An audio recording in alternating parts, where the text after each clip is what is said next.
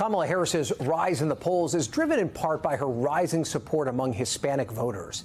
A new USA Today poll shows Harris with a 16-point lead against Donald Trump with Hispanic voters.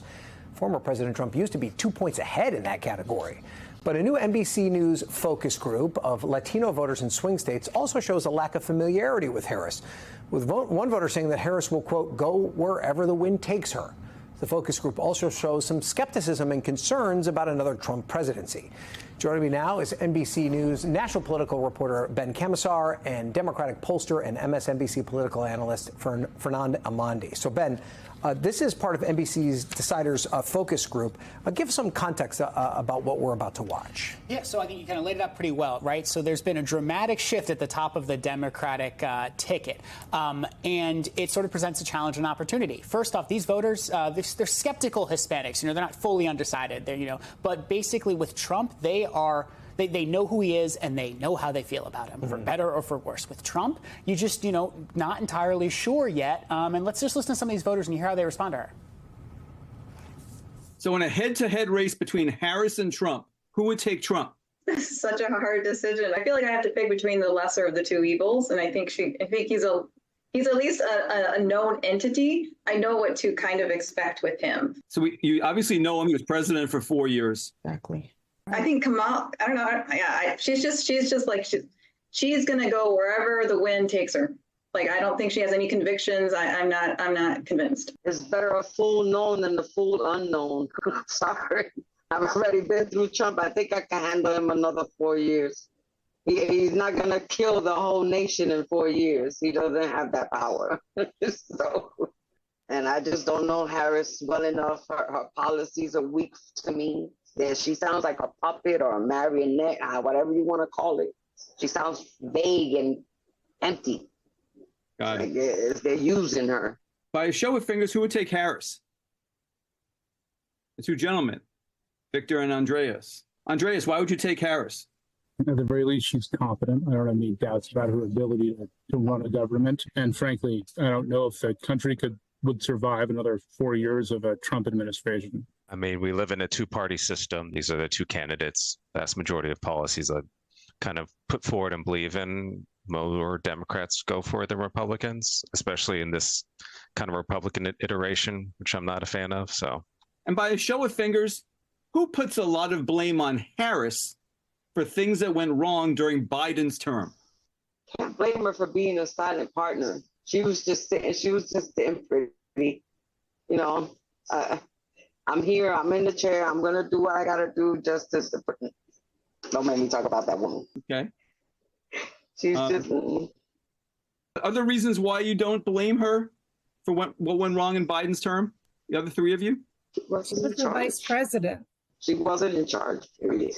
Right. Being vice president does not give you any muscle. She wasn't active enough to be blamed for anything. So basically, Yvonne, if I'm hearing you correctly, she doesn't get credit for what went right, and she doesn't get the blame for what went wrong. Show of fingers. Who agrees with that?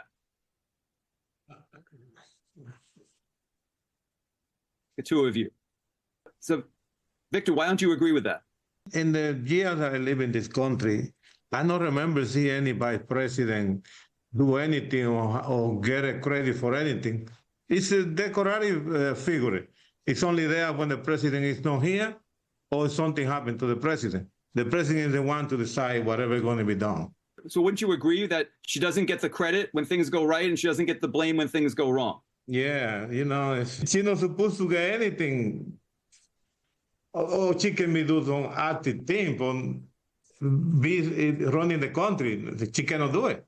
Denise, what do you fear with Harris? The unknown, the fact that we don't know where she stands on different policies. And if she just follows the Democratic line, not much has gotten done the past 4 years. What's going to get done the next 4?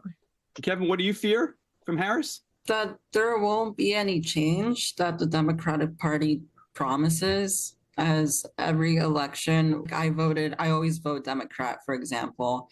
And my biggest fear is that we're just going through a cycle of candidates that are not actually changing course for the people. And while both candidates do scare me, I think Trump, at least with Trump, I know what he's going to do to us. So not exactly a ringing endorsement from these voters on Harris, but I will say, though, there is, they don't know much about her. There's a chance that potentially that might change. For Harris, it seems like it's going to be about introducing herself to these voters and trying to maybe help with some of their fear of the unknown. With Trump, they know how they feel about him. They don't, they either like him or they don't. In a lot of cases, it's the policy, don't like the rhetoric, if you remember. So, how Harris is going to be able to square that, it's both an opportunity, but also she starts behind with just, a couple months to go to make the case. It's important to point out that it's just this small group of people that we talked to in this particular situation. But Fernand, your reaction to some of these voters and the points that they're making, that maybe they're not huge fans of Donald Trump, but they at least know what to expect. And for them, Kamala Harris is an unknown quantity. Yeah, right. I mean, it's clear that these are somewhat low information voters who are not what you might call following the political process closely. I agree with Ben. The opportunity here is really for Kamala Harris to introduce herself and to make the case, again, for exactly what the Biden administration, the Harris administration accomplished these past 4 years, but more importantly, to emphasize what we've started to hear now from Kamala Harris, which has been a departure from Joe Biden's rhetoric over these last couple of weeks, an acknowledgement that while the economy is much stronger than it was when they inherited the mission 4 years ago, a long way to go. Prices still too high. And she's going to laser focus on making sure that gouging does not continue to happen, that affordable housing is a priority of her administration, laser focused on the middle class. If she can reiterate this message and also integrate trusted surrogates, trusted folks in the Latino community to make the case and say, hey, Kamala understands our community. She understands these problems. With Trump, we're not only going to get chaos, we're going to get someone who is hostile to the Hispanic community, who's going to round up 11 million people in our community and start deporting them on day one. I think she can increase her numbers with this group that is showing a little bit of understandable reluctance at this stage of the campaign. It's interesting, Fernand, and listening to these voters, it harkens me back to what things were like 2 months ago when we had this huge pool of what you call the double haters, right? That they were not satisfied with the two-party system and the choice between Trump and Biden. There still seems to be a little bit of that, kind of resigned to this idea that they have to pick the lesser of two evils. Does this get back to the conversation we're having about the opportunity for Harris, that she has an opportunity to define herself separate from voters' perceptions of Joe Biden and the Democratic Party writ large? I mean, that's absolutely the case. I mean, think about it. Donald Trump has 100% name ID. He is a known quantity to every voter, even those voters that aren't really paying close attention to the election. So he's defined. If you're not with him already, it's likely you're not going to be. And to your point, Kamala Harris, even though she's been vice president for 4 years, still a very large unknown quantity outside of the political junkie universe, like many of us here and those watching here on the network right now. If she can make that case in the traditional start of the campaign, these final 60 days, the day after Labor Day, when the focus is going to be on, I suspect the debate is going to have high ratings because of this. A lot of folks weren't excited about the Biden-Trump matchup. They will want to see who Harris is. That's going to be her opportunity to define herself and win back some of these voters and tap out, max out what she can get with Hispanic voters. Every time we do one of these segments, I'm left with the impression that it's a long way to go and we have no idea what's going to happen. Ben Kemisar, Fernand Armandi, thank you both for being here. We appreciate it.